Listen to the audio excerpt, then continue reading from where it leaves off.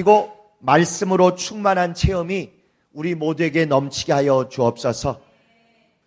최근 들어 가장 더운 날이라고 합니다. 육체 한계를 넘고 오히려 이 땅을 넘어서 하늘의 것을 사모하며 하나님이 좋아하시는 방법대로 새 출발하는 결심이 우리 모두에게 있도록 도와주시옵소서. 특별히 찬양으로 함께 우리가 영광 돌렸습니다. 음악을 넘는 정말 귀한 찬양이 하늘에 상달되게 하셨사오니 하늘 영광에 온전히 거하는 시간 되도록 축복하여 주시옵소서. 감사하고 예수 이름으로 기도드렸습니다. 아멘. 엄청 더워요. 어떻게 우리 일일 찻집은 매상 좀 대박이 나셨습니까? 오늘 날씨가 그냥 팍팍 밀어줬는데 저는 1시쯤 되면 재료 다 거덜나서 솔드아웃 서브 칠 줄 알았어요. 1시 25분에 가도 아직 재료가 있었습니다. 이게 준비가 워낙 많이 돼서 그런 거예요? 오늘 아니면 약간 파리를 날려서 그런 거예요? 대박은 좀 났어요? 이거 아직 안 끝났나? 지난달에도 우리가 같이 실패하는 처세술 이런 걸 생각해 봤지 않습니까? 야곱의 이야기를 통해서 가장 복받은 거라고 생각했던 야곱이 하나님이 원하시는 처세술이 아니라 자기의 잔머리, 꼼수의 처세술로 신앙은 말할 것도 없거니와 생계에서 어떻게 크게 흔들리고 크게 요동쳤는가. 청룡열차, 롤러코스터처럼 올라갈 듯 하다가 떨어지고 그랬다가 겨우 올라가고 이런 걸 봤습니다. 이제 중간에 여러 가지 또 그런 사건 사고들이 있습니다만 쫙 건너뛰어서 오늘은 창세기 48장을 한번 같이 보시면 이게 이제 야곱 인생의 마지막 성적표예요. 야곱이 쭉 살고 난 다음에 내 인생 이랬구나. 내 인생을 요약하면 이것이구나. 내 인생 채점표는 몇 점이구나를 딱 기록한 게 창세기 48장입니다. 같이 제가 읽으면서 설명을 좀 드릴게요. 지금까지 쭉 나누었던 그동안의 얘기들은 결론은 간단합니다. 선악과를 먹은 원죄의 핵심은 하나님이 어차피 하나님의 귀한 자녀로 살게 해줄 계획이 있었음에도 불구하고 아담과 하가 그걸 믿지 않고 우리 힘으로 그걸 달성하자. 하나님이 정하신 목표, 하나님이 준비하신 과정 그거 기대하지 않고 기다리지 못하고 우리식으로 쟁취해서 우리식으로 해버리자 하고 스스로 하나님같이 되려고 한 것, 스스로 하나님이 정하신 목표를 자기 방식으로 꿰차려고 한 것, 이게 원죄의 변함없는 핵심입니다. 그래서 그것을 가장 모든 분야에 제일 잘 보여준 사람이 야곱이었던 것이죠. 어차피 네가 더 복받게 해주겠다고 잉태하기 전부터 계획하시고 잉태한 순간에 말씀하셨건만 하나님이 어련히 알아서 그걸 해주실 터인데 그걸 기다리지 아니하고 자기 방식으로 자기 속셈으로 자기 하던 스타일로 하려다가 계속 실패하던 게 야곱 인생의 전반전 중반전까지였습니다. 이제 후반전 오면서 하나님이 하실 걸 믿고 나는 정직하게 믿음 안에서 내 할 도리만 하면 되는구나. 그걸 깨닫고 나서 조금씩 달라졌어요. 그러나 하루아침에 완전히 하나님이 원하시는 100점짜리 믿음에 간 건 아니었겠죠. 그러나 실패의 확률이 옛날보다 적어지고 점점 믿음이 더 분량이 70%쯤 되고 여전히 남아있던 자기의 속성이나 꼼수나 스타일은 한 30% 20%로 줄어들기 시작하다가 죽을 때쯤 되니까 드디어 100대 빵 또는 99대 1 정도로 과거의 야곱에선 전혀 볼 수 없었던 하나님이 하시면 모든 게 오케이, 내 식으로 하는 건 아무리 좋아봐도 안 돼, 이런 믿음의 사람으로 완전히 변화된 것입니다. 그게 바로 죽는 순간에 임종의 순간을 보여주는 요 창세기 48장에 인생이 전부 압축돼서 나와 있는 것입니다. 한마디로 스스로 살려고 그렇게 움켜쥐려고 했던 야곱. 야곱이라는 사람의 이름 뜻이 움켜쥐다라 그랬어요. 모든 걸 자기가 해보겠다고 움켜쥐려고 하다가 계속 실패했던 야곱이 마지막에는 자기가 움켜쥐지 않고 다 펴서 하나님께 맡겼더니 어떻게 그분 뜻을 이루고 인생을 완성하고 죽었는가. 스스로 움켜쥐고 스스로 살려고 했던 야곱이 신본주의적으로 하나님이 하시는 거면 뭐든지 옳은 것입니다 하고 달라지는 모습을 창세기 48장이 보여줍니다. 48장 8절부터 보시면 이제 야곱 곧 이스라엘이 애굽에 와서 죽을 때가 됐어요. 자식들 자 축복하는 장면인데 8절에 보시면 이스라엘이 요셉의 아들들을 보고 가로되 이들은 누구냐. 요셉이 그 아비에게 고하되 이는 하나님이 여기 애굽 땅에서 내게 주신 두 아들들입니다. 아비인 야곱이 가로되 그들을 이끌어 내 앞으로 나오라. 내가 그들에게 축복하리라. 이제 12 아들들을 축복해야 되는데 신기하게 12 아들 중에서 요셉이 11번째입니다. 그런데도 요셉이 장남이에요. 11번째인데 장남이에요. 인간적으로 생각하면 왜 장남인 거 하니 가장 사랑하는 여인이 라헬 아닙니까? 라헬. 비록 아이를 낳은 여자는 4명이 나누어서 열심히 경쟁적으로 낳잖아요. 그런데 그 중에도 어쨌건 최고 사랑하는 여인은 라헬인데 라헬이 난 첫 번째 아들이 바로 이 요셉이에요. 그러니까 이게 아주 공정하게 못하고 자기 그 최고 사랑하는 여인인 라헬의 아들 요셉에게 먼저 축복을 합니다. 요렇게만 보면 이제 10분의 1밖에 못 보는 거예요. 요건 인간적으로는 그렇게 볼 수 있어요. 그러나 성경에는 그래서 첫 번째로 축복한 게 아니고 요셉이 실제로 장자라고 성경은 글자로는 표현하지 않지만 이야기를 통해서 그렇게 말씀하고 있어요. 우리는 장자권 그럼 뭔가 대단한 걸 생각하잖아요. 장자권은 대단한 게 아니고요. 구약에서는 유산을 다른 사람보다 2배 받는 게 장자권이에요.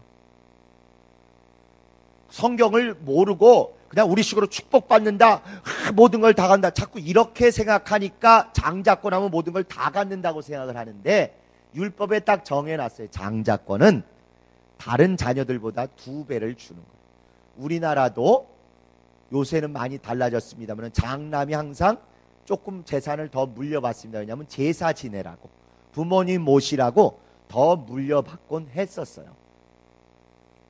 율법도 장자권이 뭐냐? 신령한 거 받는다. 이건 2번째고 유산을 2배를 받으면 그게 장자예요. 장자에게는 2배를 주는 거예요. 그래서 요셉이 장자권을 가졌기 때문에 2배를 받는 얘기를 지금부터 합니다. 아니 요셉이 언제 장자가 됐냐? 요 앞에 건너뛴 이야기들이 전부 장자 경연대회를 했는데 후보자들이 다 탈락한 얘기들이에요.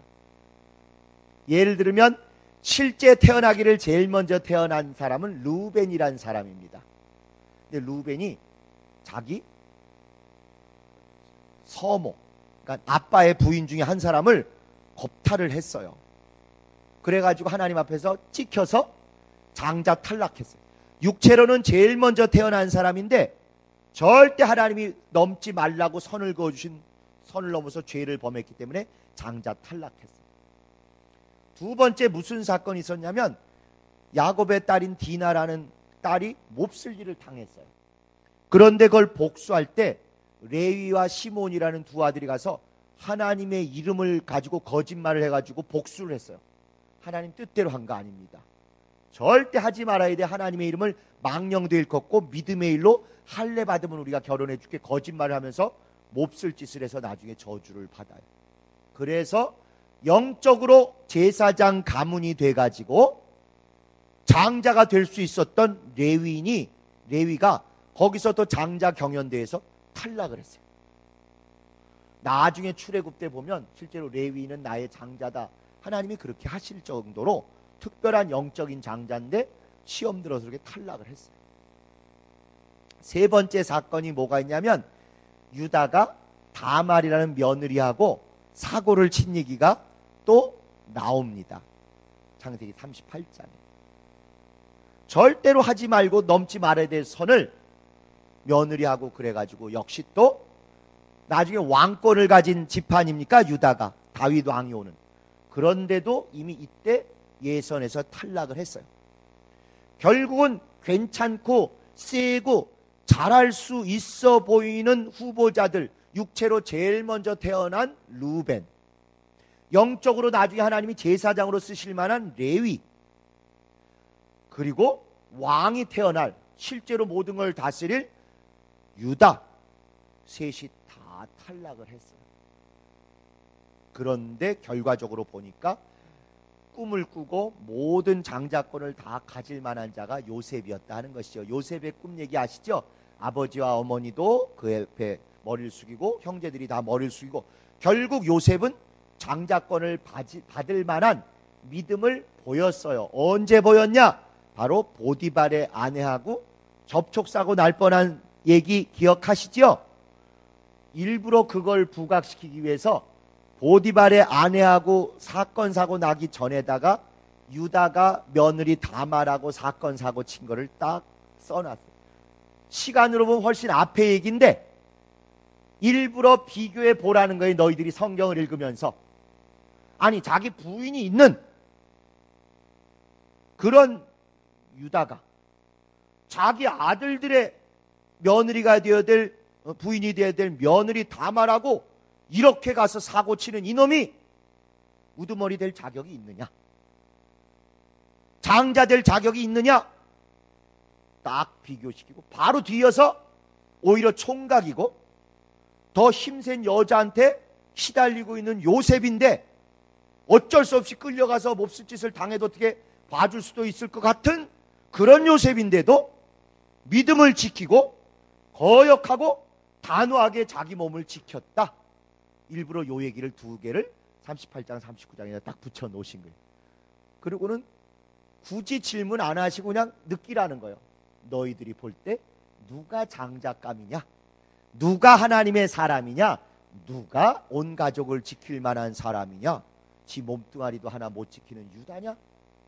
아니면 자기뿐만 아니라 오히려 보디발 가족마저도 보호해준 이 요셉이 하나님의 사람이겠느냐? 누가 장자겠느냐? 그때 이미 게임이 끝난 거예요.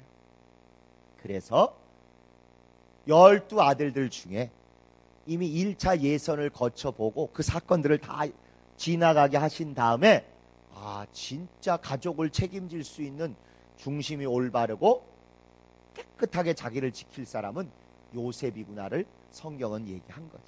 그럼 장자가 되면 뭐 받느냐? 2배 받는 게 2배. 유산 2배.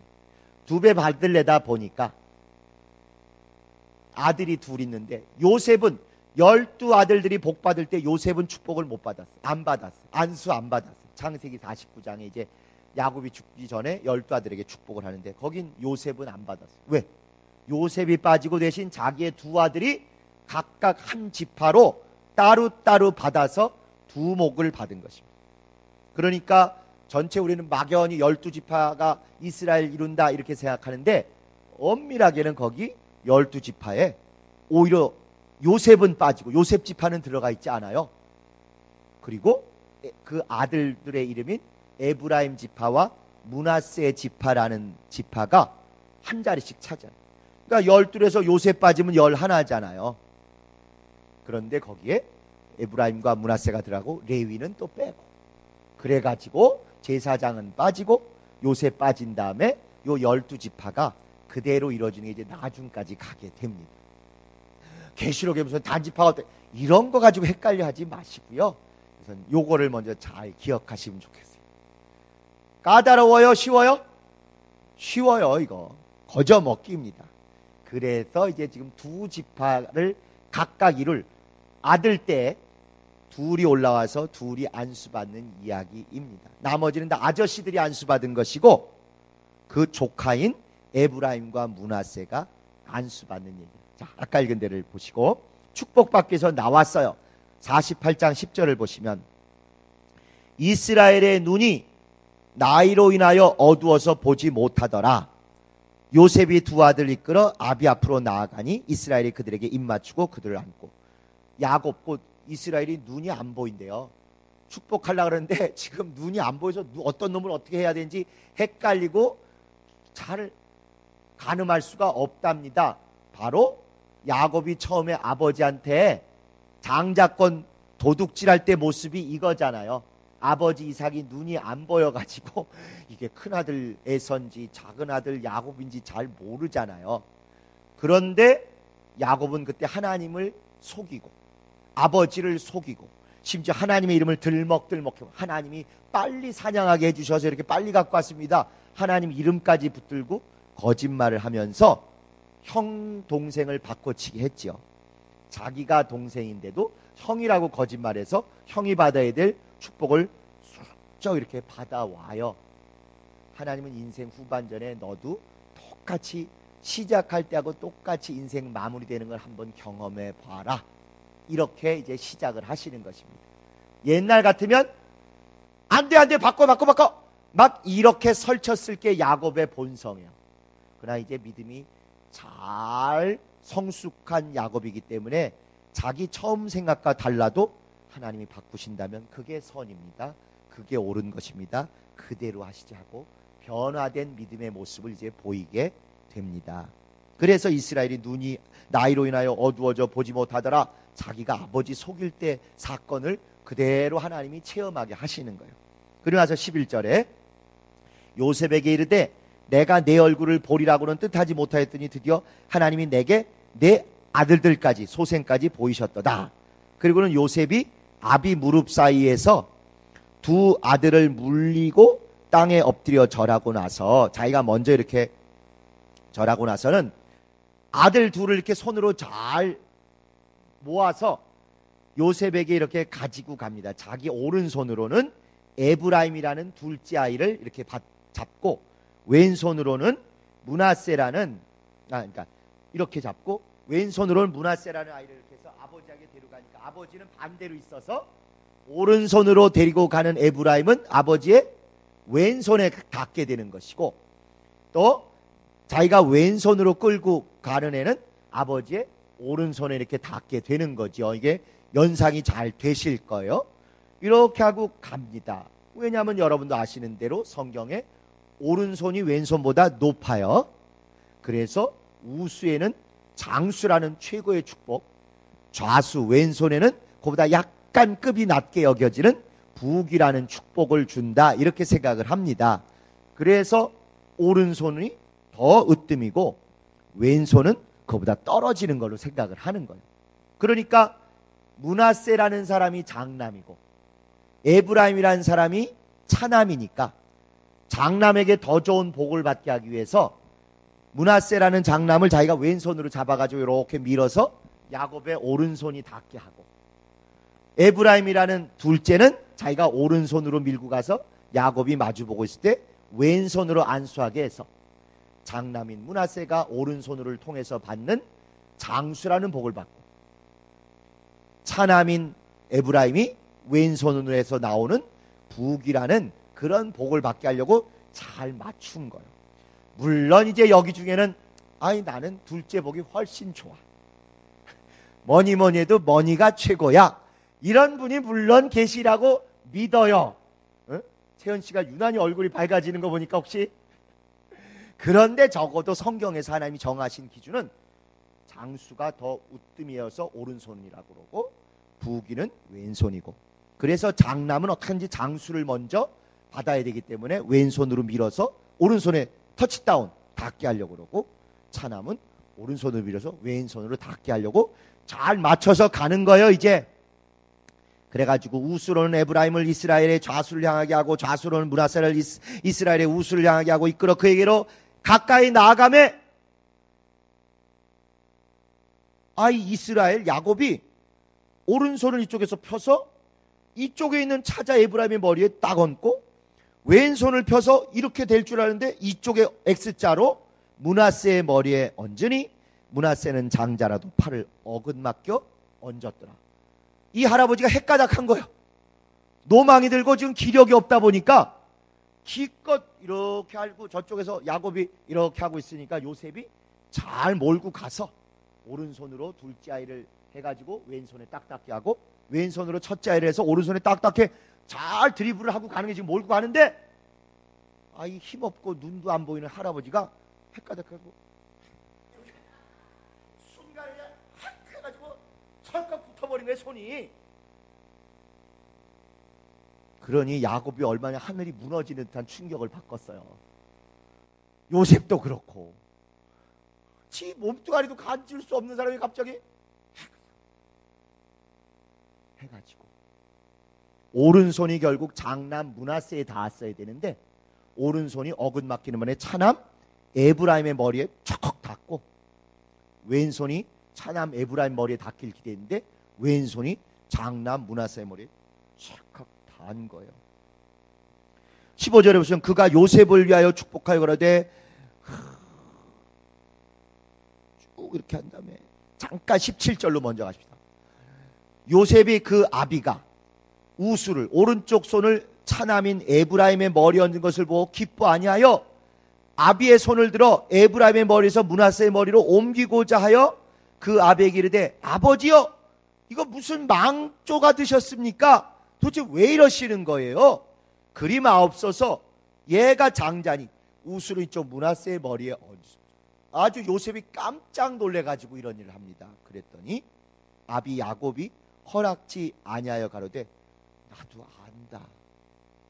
하나님이 이렇게 확 바꿔버리셔가지고 어쩔 수 없다, 그 얘기를 하는.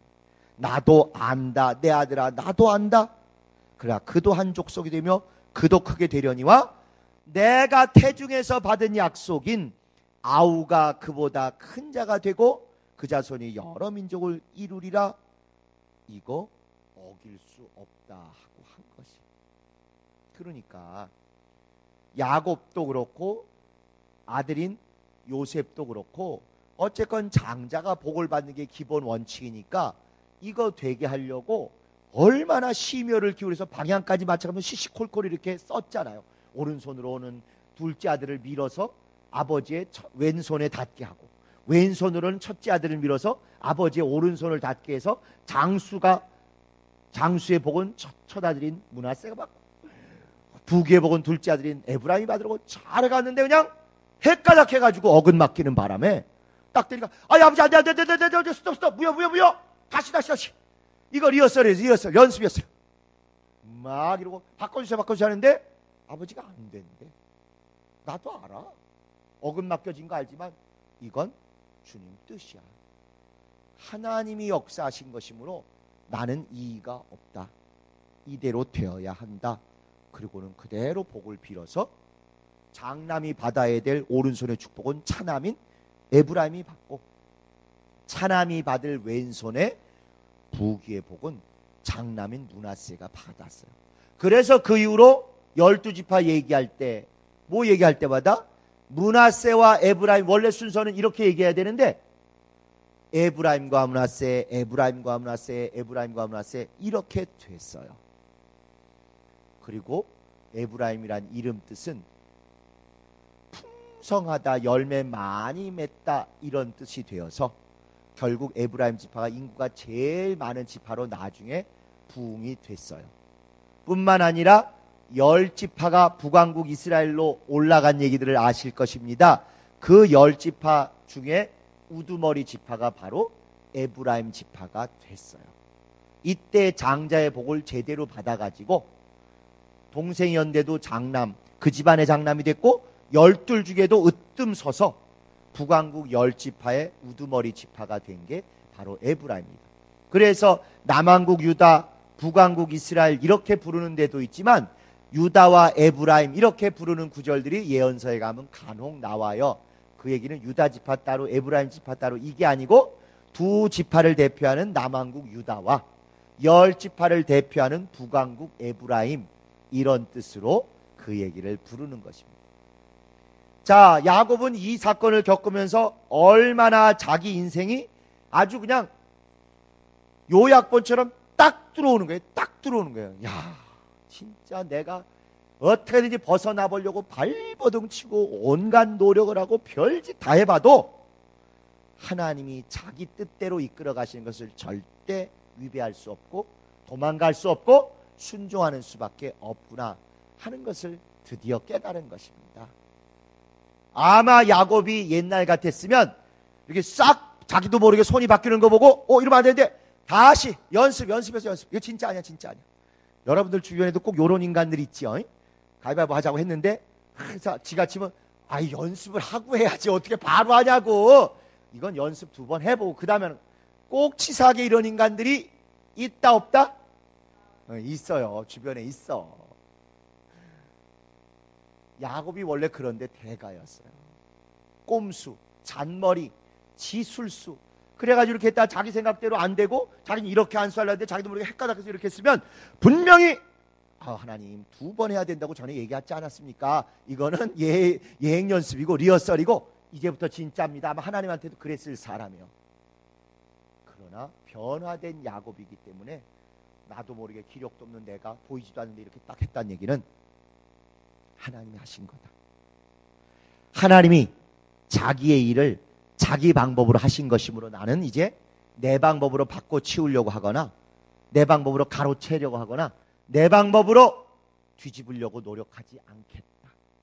나 한다. 나도 한다.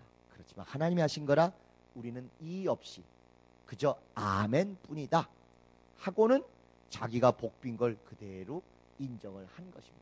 형과 동생을 바꿔치고 눈이 안 보여서 그걸 사기치고 그걸 도적질하고 그래서 동생이 형보다 높아지고 이런 과거에 자기가 약속을 받았음에도 그걸 하나님이 하시도록 기다리지 않고 자기 멋대로 이리저리 술수를 범했다가 힘든 세월을 지내온 걸 이제 알고 나니까 마지막에 뒤집히는 걸 보고 하나님이 하시는 일이니까 그냥 두어라. 그리고 하나님이 처음부터 약속하신 대로 지극히 작은 자가 큰 자를 오히려 위에서 군림하게 될 것이다. 이 얘기를 하는 것입니다. 그래서 원죄의 영향을 비로소 온전히 벗어나고 믿음에 합격한 이야기가 바로 이와 같이 안수를 어긋맞기해서 마지막 임종 때 한 이게 야곱 일생의 가장 100% 믿음으로 순종한 그런 사건이에요. 여러분들이 대체로 세상살이 열심히 하는 사람들보다는 제가 딱 봐도 좀 물러터진 경향들이 있어요. 예수를 만나고 은혜를 받으면 굉장히 우리가 부드러워지고 착해지고 또 양보적으로 바뀌는 게 사실입니다. 그래서 그러지 않아도 경쟁이 힘든 직장 생활이나 학교 생활이나 세상살이에서 보면 물불 안 가리고 열심히 막 그 자기 목표를 하고 철저히 꼬부치고 챙겨 먹고 이런 사람에 비해서 우리가 손해 보는 것 같은 그런 느낌을 받을 때가 정말 많지요. 기대할 것, 의뢰할 건 딱 하나님의 이 원리 하나뿐입니다. 하나님이 하나님의 방법대로 하는 자에게 반드시 역전시켜 주신다. 그거밖에는 우리가 기댈 담력이 없어요. 잠깐은 컨닝하고 잠깐은 이간하고 잠깐은 다른 사람 뒤통수 치는 게 혹시 유리해 보이고 괜찮아 보여서 저렇게 하면 내가 이거 움켜쥘 수 있을 거야. 하나님이 밀어주실 거야. 이런 유혹이 있는 게 사실입니다. 그러나 야곱을 통해서 말씀하신 바는 아무리 그렇게 해서 될 듯 움켜쥐고 스스로 이뤄보려고 해도 결국은 안 된다는 거죠. 하나님이 조금 미련해 보이고 천천히 가는 같은 방법으로 하는 걸 그걸 보고 그걸 따라가면 크게 무리하지 않아도 결국 결과를 얻지만 급하게 초월해서 오버해가지고 꼼수를 부리거나 술수를 범하면 반드시 뒤집히고 뒤통수 맞고 온전히 가졌던 것마저 다 놓치게 된다. 그게 야곱 일생 내내 있었던 모든 사건을 통해서 우리에게 보여주시는 것입니다. 그리고는 결국 그거대로 이루면 나중돼 보였던 믿는 자들이 먼저 되고 먼저 잘 나가고 세게 이익을 다 가로채는 것 같았던 사람은 반드시 뒤집혀서 나중된다.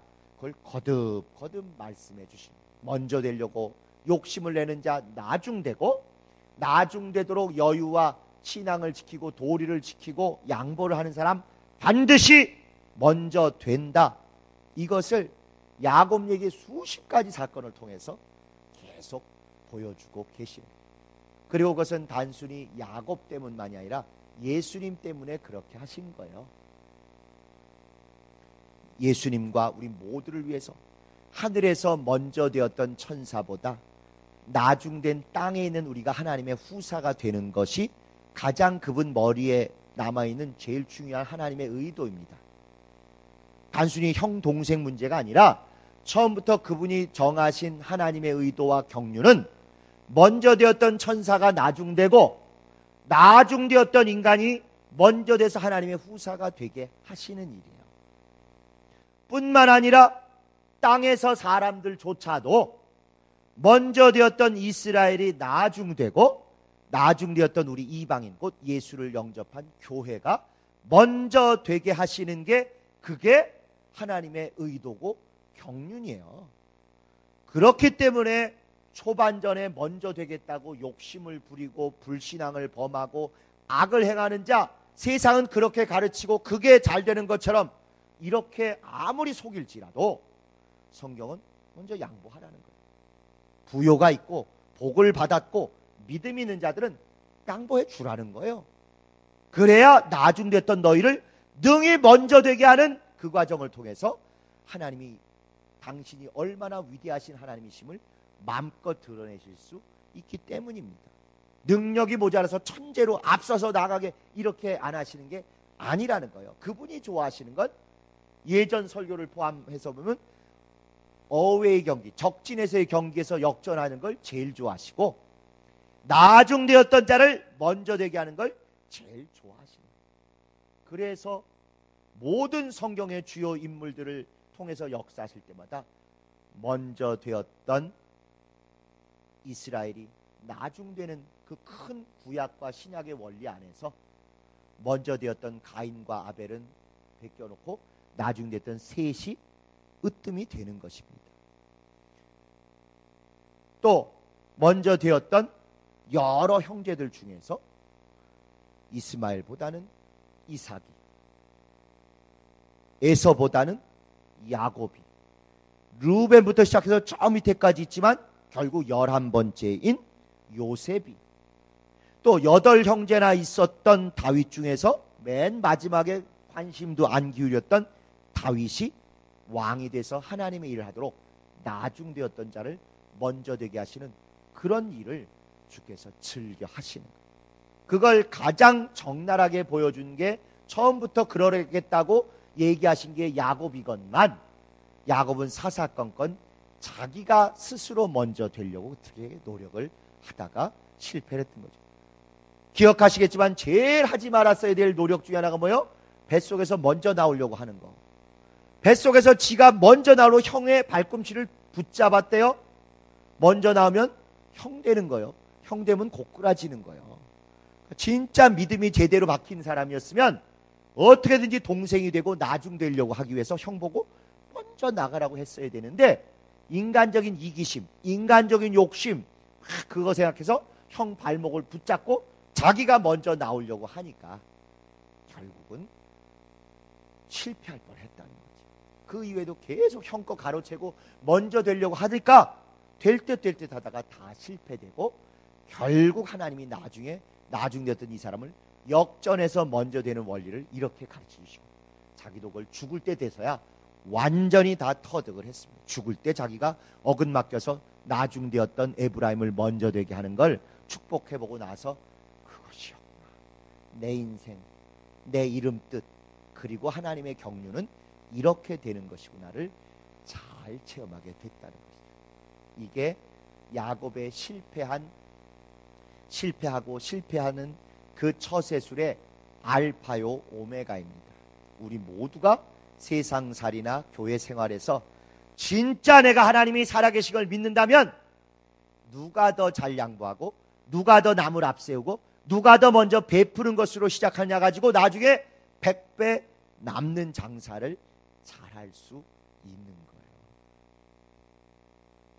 그게 처세술을 말은 어떻게 하고 행동은 어떻게 하고 뭐 이런 걸 떠나서 하나님의 의도에 합당한 선악과 사건부터 계속돼서 창세기를 마무리하는 그 처세술의 알파요 오메가입니다.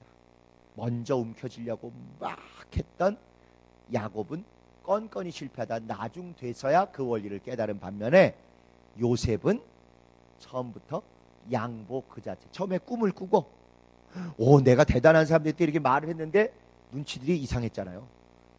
어머니 아버지도 저게 왜 저런 이상한 소리 하나 이렇게 하고, 형들은 이게 뭐 어쩌다고 쥐어받고 뒤에서 뭐라고 이러니까 요셉이 이거 천기를 누설하면 안 되겠구나, 이제 이걸 깨달은 거예요. 그리고 나서는 그 다음부터 자기 앞에 일이 아무리 뒤집히고 잘못돼도 야곱 같으면 복수해야지, 뒤집어야지, 내가 이렇게 해서 바꿔치기 하지, 이게 정상일 텐데 요셉은 그렇게 한 번도 안 합니다. 흘러가듯 두는 거예요. 이렇게 되는 게 정상이고 이렇게 되면 좋을 줄 알았는데 왜 이렇게 됐을까? 가보지 뭐.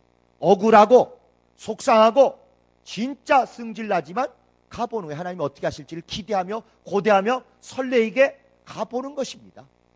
그래서 구덩이에 팽개치고 또 팔아치우고 해도 그거 가지고 복수하거나 어떻게 하지 않고 그 안에서 최선을 다하는 거예요.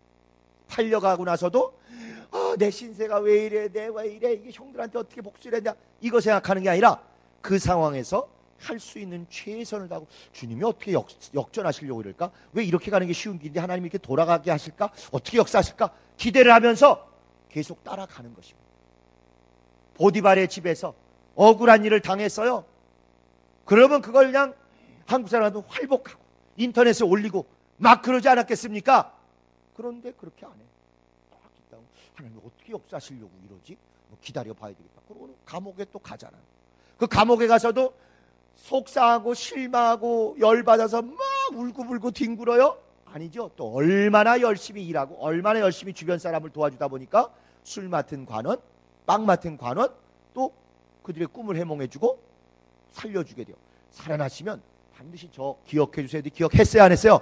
잊어버려서 또 뒤통수 맞았어. 야곱 같으면 밤이 맞도록 그냥 땅을 치며 이를 갈며 복수의 기도를 했을 텐데 요셉은 또 그래, 때를 기다려. 하나님이 알아서 언젠간 하실 것이다.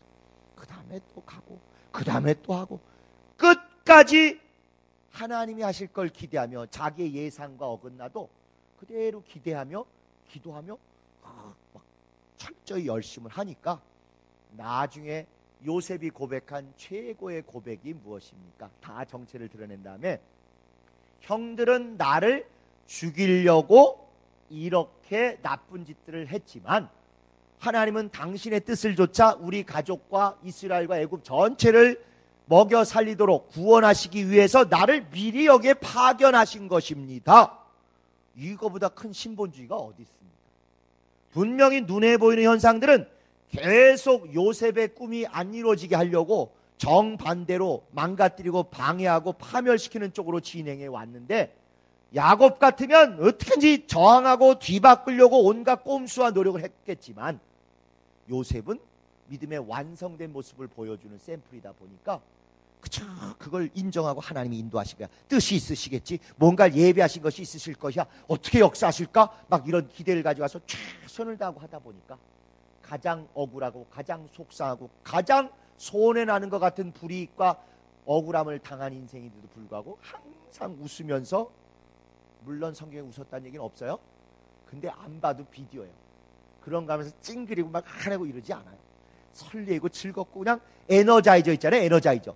왠지 그 사람만 나타나면 우리 목장이나 우리 팀이 그냥 분위기가 확 살고 즐겁고 깔깔깔깔 소리가 나오고 그런 에너자이저로 사는, 성실, 근면, 그러면서도 실망하거나 짜증내지 않고 옆 사람 막 부추기고 이렇게 사는 모습을 통해서 최고의 복음을 전파합니다. 마지막에 형들은 나를 죽이려고 팔아치웠지만 하나님은 우리 모두를 구원하시려고 나를 미리 파송하셔서 오늘날 이런 역전을 이루고 모든 자를 얻게 하셨습니다.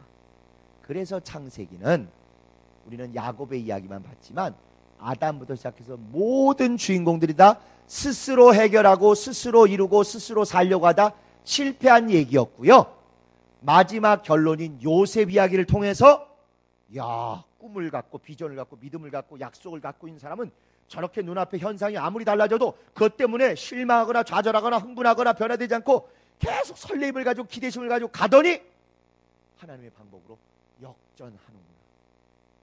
아무리 과장님이 저를 이렇게 하셨어도 하나님이 이 일을 위해서 하셨습니다. 아무리 집사님이 저를 이렇게 섭섭하게 이렇게 하셨어도 그건 집사님이 하신 것도 아니고 귀신이 한 것도 아니고 귀신에게만 덮어씌우지 마세요.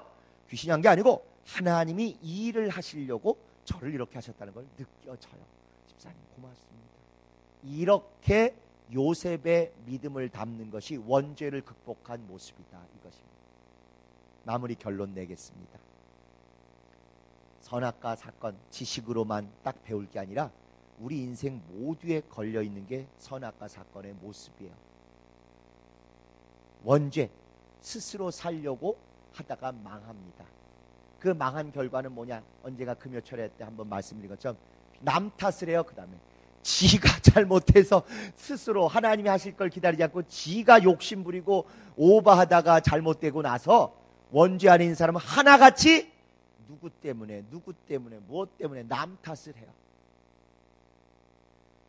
그런데 창세기 내내 나오는 모든 주인공들은 다 그렇게 스스로 하려다 망하고 스스로 해결하려다가 발목 잡히고 스스로 움켜쥐려다 실패하고 남 탓하고 끝나는데, 가장 남 탓하기에 정당하다고 보이는 요셉만 절대로 남 탓을 안 하고 스스로 자기 방법으로 이루겠다고 하지 않고 그분이 어떻게 하신가를 기대하면서 할 수 있는 여건들마다 최선을 다하고 아무리 억울해도 보복하거나 남 탓하지 않고 원죄를 극복한 모습을 보이더니 결국 모든 사람들을 다 구원하는 최고 영광의 자리까지 하나님이 옮기신 것이 창세기의 결론입니다.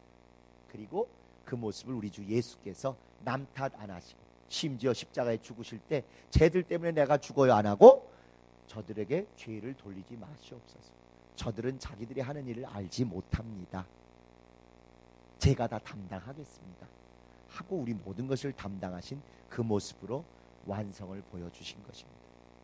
여러분 모두 세상, 사회생활, 학교생활 모든 것에 정말 근본적으로 두세 단계 다 분리해요.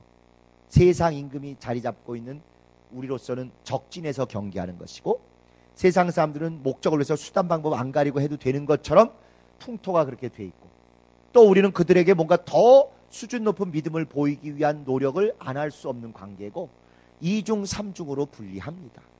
그럴 때 끝까지 내 손으로 움켜잡겠다, 야콥하겠다, 움켜쥐겠다, 스스로 살겠다, 스스로 이루겠다면 정말 어렵습니다. 기도하고 응답 이렇게 하신다 하는 감동이 와요.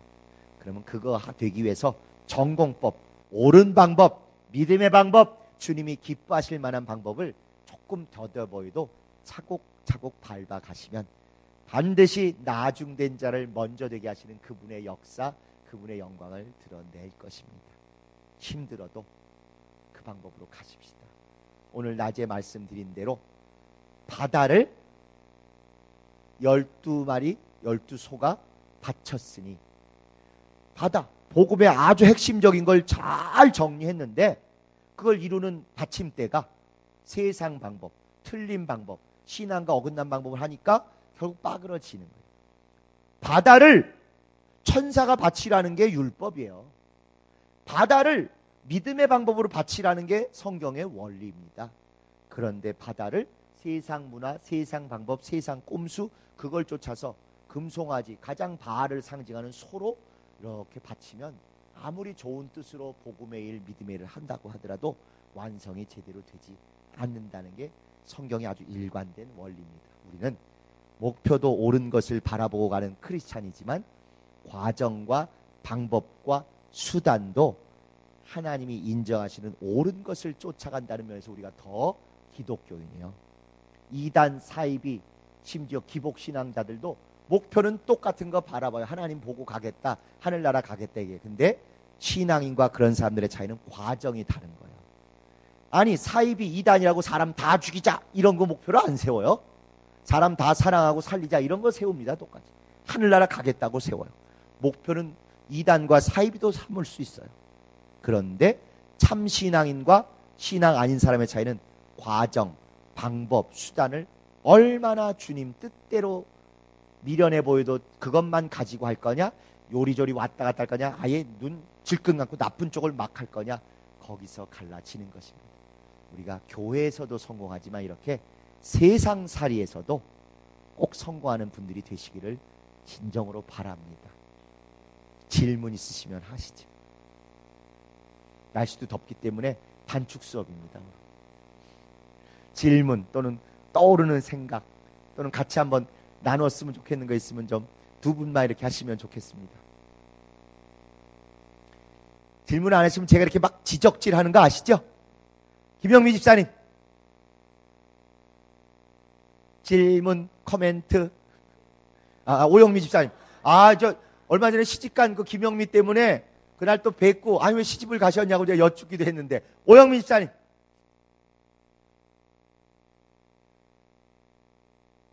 안 들려, 안 들려. 크게. 네. 네네.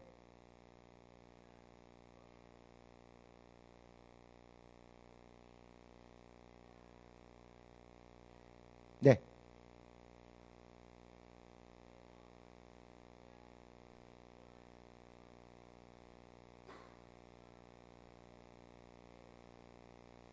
우리는 더 엄격한 법이에요. 속마음까지. 겉으로 때리지 않았으니까 난 살인 안 했다 정도가 아니라 속으로 미워하기만 해도 살인했다 하는 정도로 속마음도 성령으로 자꾸 바뀌어지도록 이것까지 갖춰가자는 게 신약이죠. 당장 불이 내려와서 모가지를 댕강하는 그런 저주와 멸망은 지금 이루어지지 않는다 할지라도 주님이 원하시는 채점 기준은 그 정도로 높으니까 뭘 많이 하겠다, 대단한 걸 하겠다라는 강박관념 갖지 마시고 작은 일, 적은 일을 해도 꼼꼼하게 정품으로 진품으로 하겠다. 이런 중심을 우리가 갖는 게 더 신앙에 맞는 것 같습니다. 큰 교회 하겠다, 수많은 부흥 이루겠다, 엄청난 건축하겠다, 이런 강박관념을 우리가 벗어야 참된 예수님의 교회가 될 수 있어요. 예루살렘 교회가 조금 커지니까 바로 쪼개시는 거 보세요. 큰 교회가 주님이 역사하신다는 증거만은 아니라는 거예요. 또 우혜석 집사님. 네.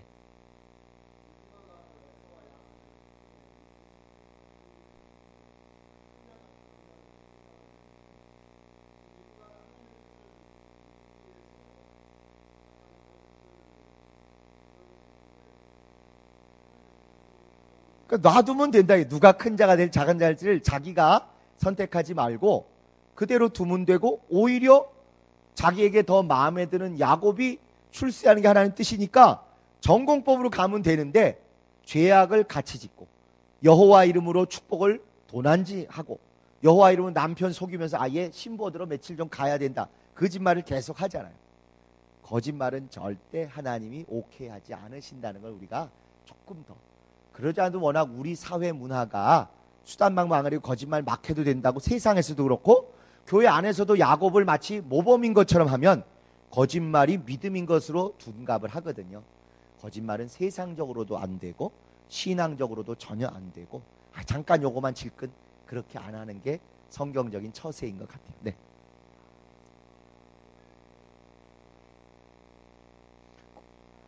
그렇죠. 야곱은 양으로 번창한 거는 확실히 축복 맞아요.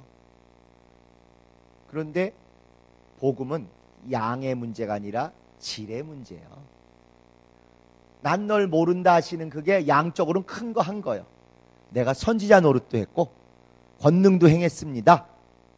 귀신도 쫓았습니다. 난 널 모른다 그러시잖아요. 복음은 양의 문제가 아니라 질의 문제입니다. 여러분 잘 생각해 보세요.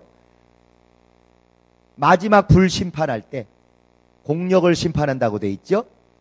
나무나 짚이나 풀로 지은 사람이 있고 금이나 은이나 보석으로 지은 사람이 있어요. 잘 성경을 꼼꼼히 안 보는 사람은 어떻게 착각하냐면 금은 보석으로는 집을 다 짓고 나무나 짚이나 풀이나 짚으로는 안 진 것처럼 착각을 해. 아니요. 똑같은 100평씩 나눠주고, 예를 들면 집 지어라 했더니 다 집을 지었다는 거예요. 금이나 은이나 보석으로 진 사람, 나무나 풀이나 짚으로 진 사람이 있는 거예요. 그리고 나서 하나님이 테스트를 쫙 불로 한번 꺼댔더니 나무나 짚이나 풀로 지은 사람은 집이 다 날아가고 맨 땅만 남았다 이거예요. 반면에 금이나 은이나 보석으로 준 사람은 그대로 있다는 것입니다. 우리 모두가 일평생 구원받고 이 한 평씩 100평씩 받은 건 구원이라는 똑같은 출발점을 받은 거예요. 차별이 없이 그렇게 받았는데 그 구원으로부터 시작해서 열심히 주님의 일을 하지 않습니까?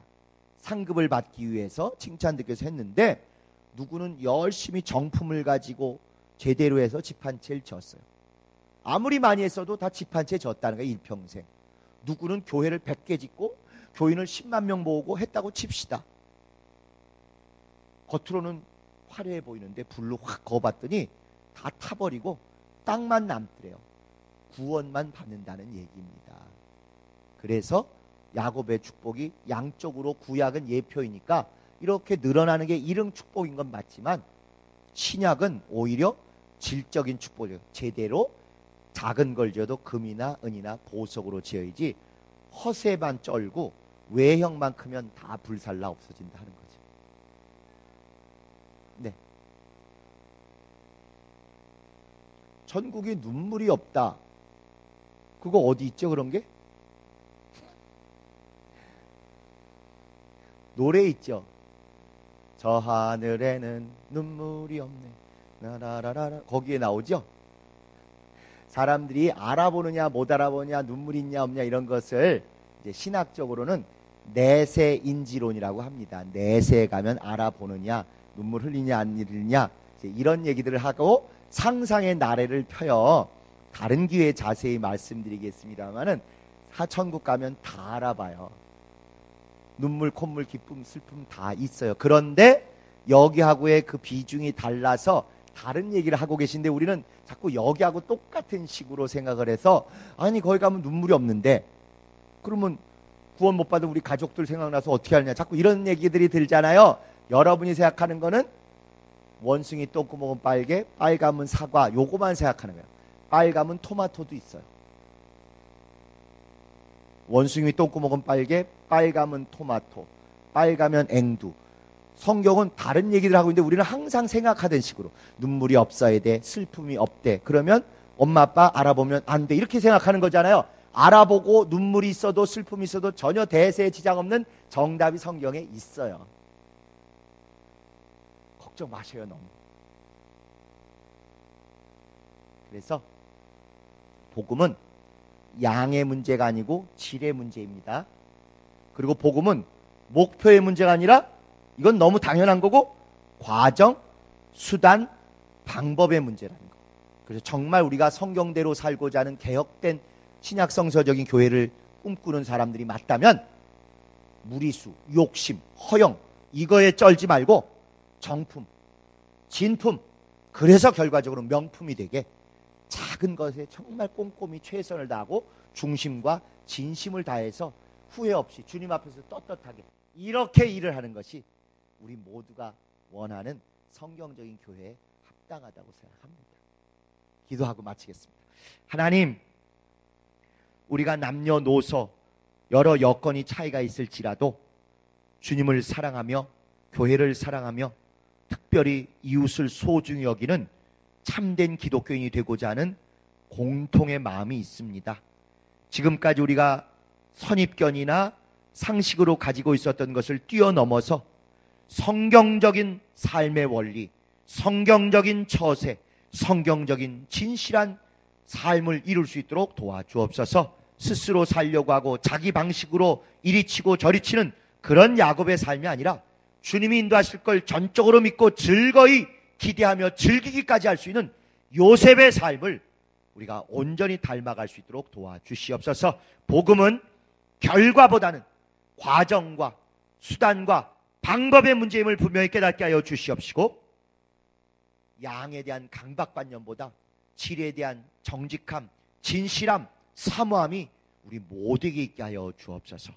마지막 때에 하나님이 불로 심판하실 때 비록 양은 작아 보여도 우리 모두가 금과 은과 보석으로 집을 지어서 조금도 감점당함이 없이 주님께 영광 돌리고 온전한 상급과 칭찬으로 영원한 영광에 이르도록 도와주시옵소서. 감사하고 예수 이름으로 기도드렸습니다. 아멘. 감사합니다.